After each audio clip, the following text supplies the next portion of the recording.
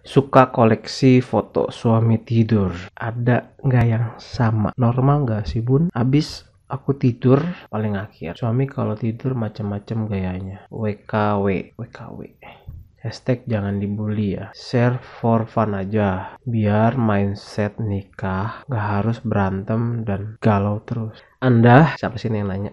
Anda dengan sendirinya orang pasti akan bully Anda. Gak perlu Anda suruh-suruh kita biar gak dibully. Lihat aja nih fotonya.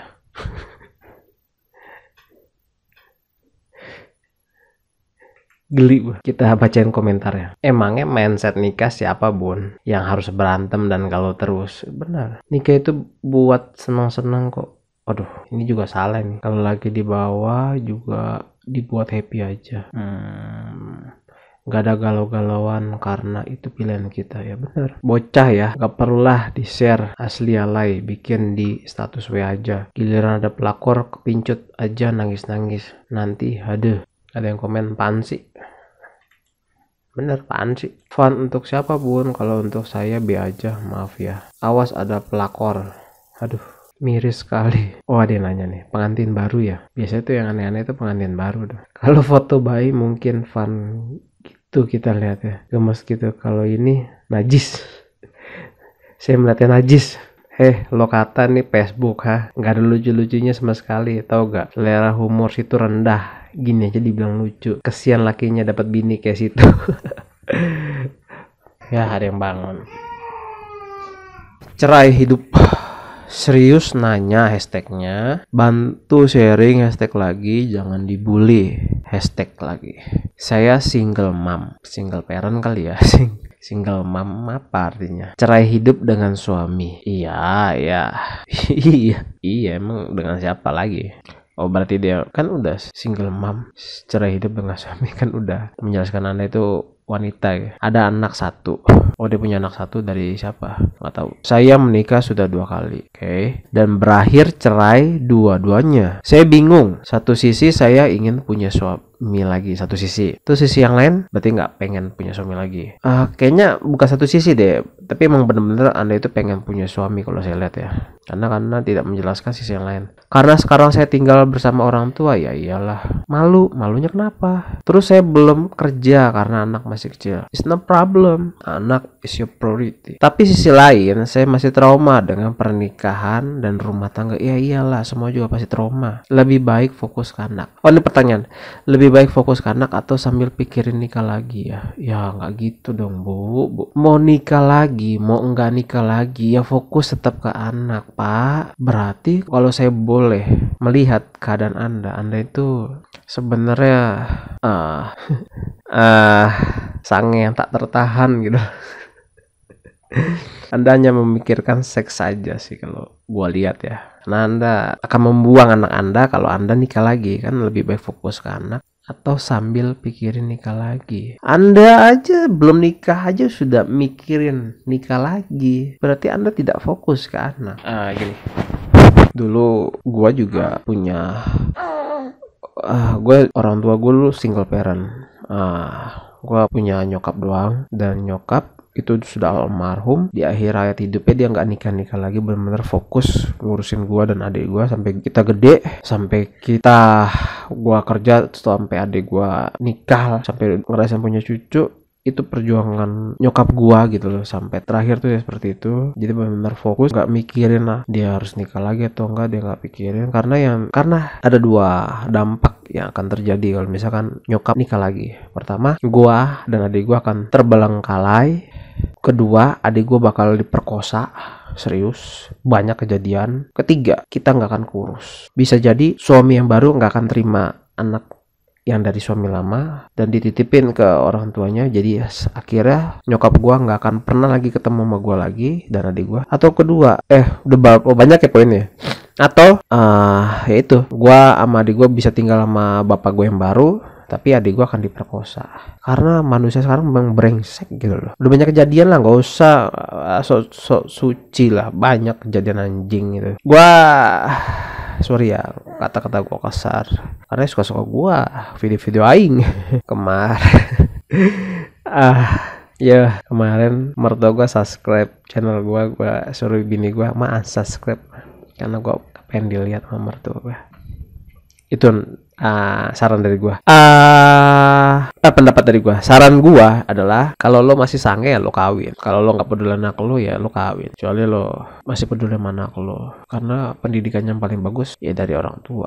Rasa percaya diri anak itu timbul dari orang tua, bukan dari siapa-siapa. Gue jujur gue pemalu gue.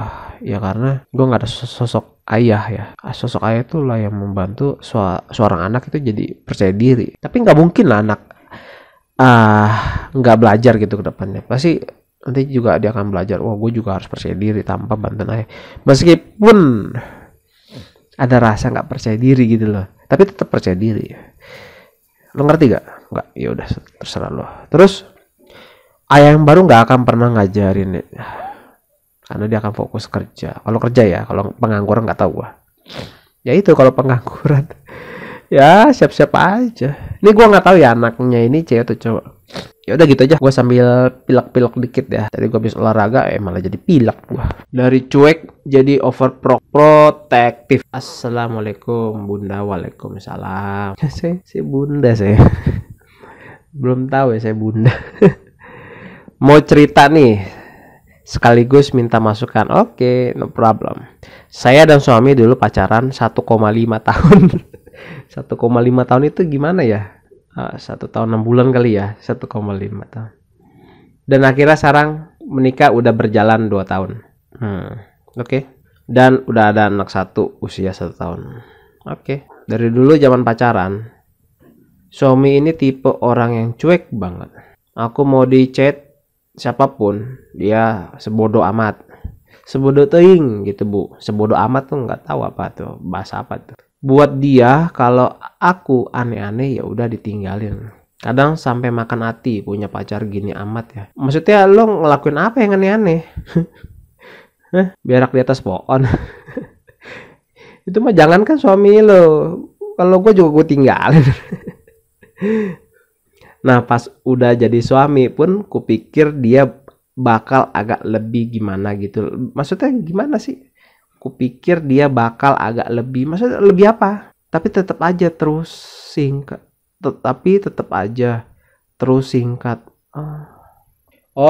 Terus singkat cerita, aku sebel kan ya suami buka FB terus. Nah aku ikutlah buka buat akun FB. Niatnya sih cuma mau gantian nyuekin suami. Tapi ternyata disinilah awal masalahnya. Aku di FB nggak pernah upload foto, cuma 1. Itu pun aku berhijab dan aku buat foto profil. Mulai tuh tiap hari FB-nya kira rame ya, FB-ku rame. Suami udah agak terganggu dan larang aku buat FB-an lagi, apalagi sampai upload foto. Oke, aku nurut. Beberapa hari setelah itu aku bikin status di WhatsApp. Foto aku sama anakku mau ke pengajian, di komen sama sepupu laki-laki suami. Di komen sama sepupu laki-laki suami. Di komen sama sepupu laki-laki suami. Oke. Anak dari bapak mertua. Padahal laki-laki suami apa sih ini orang? Padahal sebelumnya dia nggak pernah ada chat aku. Paling chat cuma nanyain anak, dan itu tiba-tiba ngechatnya aneh. Bilang aku cantik dan bla bla bla sambil jelek-jelekin suami. Terus intinya kayak orang tertarik gitu. Wah, dia sange tuh. Dan di setiap chatnya mesti disisipkan suruh ngapus chatnya biar suami aku nggak baca. Setan orang. Karena aku takut mereka pada selisih, ya udahlah aku hapus. Hari berikutnya makin menjadi-jadi tuh sepupu pakai segala mau video call. Ini kok lu tanggepin jing?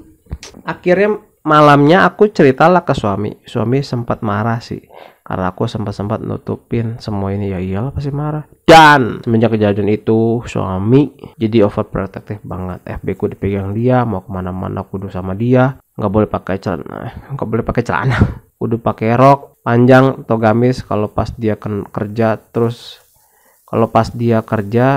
Terus tahu aku online WhatsApp langsung ditanyain chat sama siapa. Ya iyalah.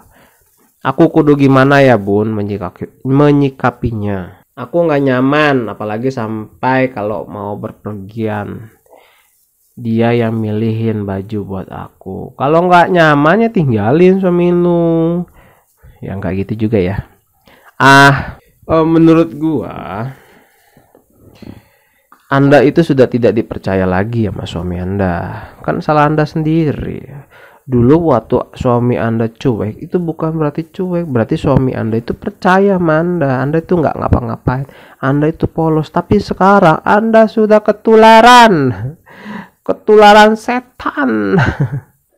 Dan Anda seperti tertarik dengan sepupu suami Anda. Kalau saya lihat ya, karena ngapain Anda online terus Anda tidak chatting suami Anda? Ya bener gak? Ngapain? Ayo. Terus Anda udah gak nyaman. Iya, namanya juga berkeluarga. Anda sudah memberikan sikap bahwa Anda itu sudah tidak bisa dipercaya lagi. Terus ya udah, kalau suami Anda masih overprotective, berarti kan suami Anda bukan lagi melindungi Anda, tapi melindungi keluarga, supaya keluarga dia ya kan yang bakal membawa Anda dan anak-anak Anda kan suami Anda ke surga, bukan Anda loh, anjing. Oke. Ya berarti Anda sudah tidak bisa dipercaya lagi, makanya suami Anda overprotective. Dari situ aja akan lebih susah meyakinkan suami Anda agar Anda itu bisa kembali lagi polos, sepertinya susah gitu. Anda emang sih media sosial ini ya emang alat setan gitu loh. Gimana ya? Itu kalau istilah kata, rokok itu adalah alat menuju narkoba. Emang benar gitu loh. Meskipun banyak orang yang tetap merokok tidak narkoba, tapi media sosial ini memang benar-benar alat untuk menuju perceraian. Benar banget. Meskipun ada orang-orang yang tetap memakai media sosial bukan untuk perselingkuhan atau untuk perceraian. Benar. Itu sih saran gua adalah ya Anda terima lah, itu anggap aja hukuman buat Anda karena Anda tuh sudah berubah. Gini ya, waktu anak merangkak sama anak yang sudah bisa berjalan, perhatiannya gimana? Berbeda gak? Lebih waspada atau lebih biasa aja? Begitu juga dengan istri yang sudah mulai mau menuruti orang lain ya, untuk ditutup-tutupin. Anda chattingan sama orang lain itu udah, kalau gue udah tampar tuh bini gue kayak gitu ya, anjing. Kalau gue ya, lu aja udah nggak bisa menghargai suami Anda gitu loh. Anda sudah bisa chattingan di luar sepengetahuan suami Anda. Anda sudah chattingan, terus Anda bisa disuruh-suruh, diperintah oleh cowok. Berarti Anda sendiri juga gatal sebenarnya. Ya gak sih? Iyalah. Kalau Anda nggak gatal, Anda awal dia udah chatting udah Anda blokir. Anda sendiri sebenarnya gatal. Apa benar suami dan istri itu tidak sepenuhnya cocok dalam berpasangan? Apakah benar, Mams? Cocok. Karena bisa dibilang aku nikah muda dan ada aja pasti masalah sepele jadi besar. Masalah sepele jadi besar. Gimana ya, Mams, agar lebih sabar lagi? Karena di umurku yang masih muda bisa dibilang masih 21 tahun. Jangan dibully. #nanya, #bantu sharing. Oh, bantu sharing. Apakah benar pernikahan itu harus dengan orang yang cocok? Kalau emang seperti itu, berarti pernikahan itu seharusnya cuma sebentar aja.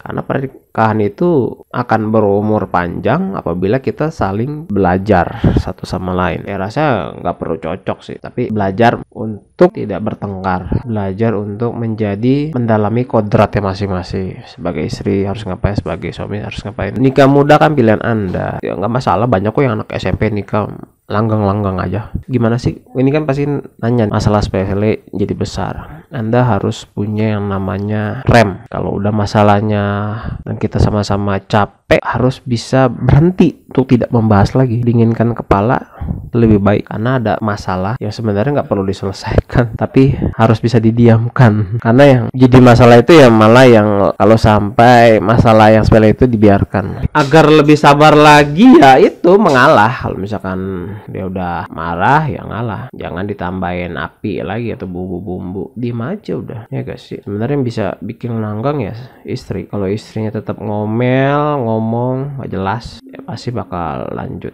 ke ring tinju. Gua rasa segini aja dulu ya video gua. Gua rasa segini aja dulu video dari gua. Kenapa? Karena udah terlalu panjang gua ngomong, nggak sehat juga. buat gua dan si Dede. Mungkin tar lagi kali ya, gue istirahat dulu bentar bikin videonya. Banyak banget, sumpah banyak banget. Ini harus gue bahas satu persatu ini karena gue adalah pakar. Pakar. Oke, makasih yang suka like, comment, share. Kalau nggak suka ya unlike aja. Jangan lupa untuk terus menyaksikan video-video gue. Penutupan dari gue ya segitu aja. Terima kasih. Bye bye. Bye.